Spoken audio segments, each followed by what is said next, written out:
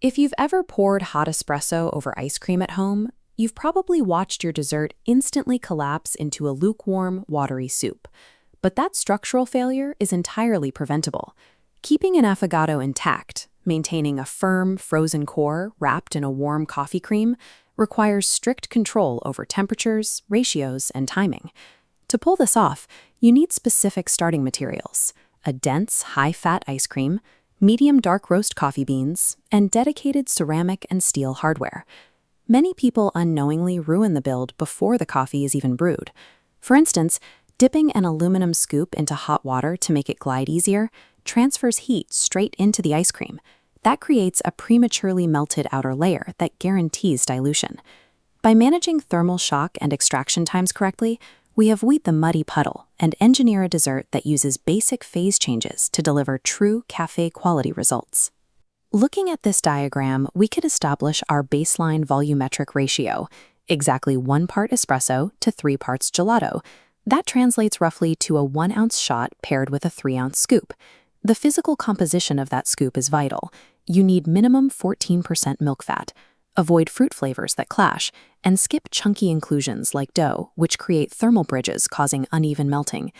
Zooming in on the molecular level, we see why high fat content is mandatory. Those dense fat droplets act as a physical trap. They encapsulate the highly volatile aromatic compounds in the hot espresso, locking in the flavor before it evaporates. To balance that dense, sweet fat, you need a medium dark roast. Light roasts contain chlorogenic acids that become aggressively astringent under high heat, while a darker roast provides a rich, neutralizing counterpoint. Step 1 is to prepare your hardware. Place a ceramic serving glass, a spoon, and a stainless steel ice cream scoop in the freezer for 15 to 20 minutes. By pairing a high-fat mace with hardware chilled well below freezing, you establish the thermal buffer needed to survive an impending 140-degree temperature collision. Once the hardware is frosted, place 1 firm scoop of ice cream into the glass and immediately start a 45-second timer. During the 45-second temper, the core remains frozen, while ambient air warms the outer edge to -9 degrees Celsius. When hot espresso hits this boundary, the surface tempers the heat, creating a slow, controlled melt that protects the core from rapid collapse. During that 45-second wait, pull your coffee. You need 1 ounce of highly concentrated espresso with a thick, robust crema. If you don't own an espresso machine, a stovetop moka pot provides the intense, concentrated extraction required to yield a proper coffee base. Synchronizing your actions is critical here. Finishing your brew exactly as the 45-second temper ends ensures the ice cream is primed to receive heat and the coffee hasn't lost its optimal extraction temperature. Now we assemble. Pour the hot espresso in a steady 1.5 centimeter stream directly onto the exact top center of the ice cream dome. Resist the urge to pour the coffee down the inside wall of the glass. Doing so bypasses the fat emulsion process entirely, leaving you with cold dairy floating in dark coffee. Stop pouring when you reach the halfway point and pause for exactly 3 seconds.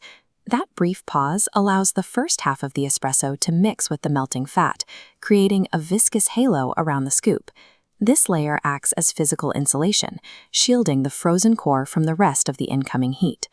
Finish pouring the rest of the espresso, wait exactly 12 seconds, and then use your chilled spoon to fold the mixture upward exactly 3 times. This mechanical sequence, the center pour, the pause, and the minimal folding, creates a dessert that is warm and beautifully bitter on the outside, yet frozen and sweet at its center. To experience that intended contrast, consume the affogato within a strict 2 to 4 minute window. Thermodynamics eventually takes over. Once that short window closes, the warm emulsion and the frozen center will equalize, permanently degrading the distinct textures into an undifferentiated liquid. If you want to introduce additional flavors, placement is key. Adding a single pump of hazelnut syrup to the bottom of the glass before the ice cream goes in establishes an aromatic base layer without disturbing the build. Alternatively, a 15 milliliter pour of amaretto across the top at the very end provides a sharp note without chemically disrupting the established fat and coffee emulsion. An affogato relies on just 2 raw ingredients. But by applying strict physical controls, Managing thermal gradients and executing precise timing, a simple combination becomes a highly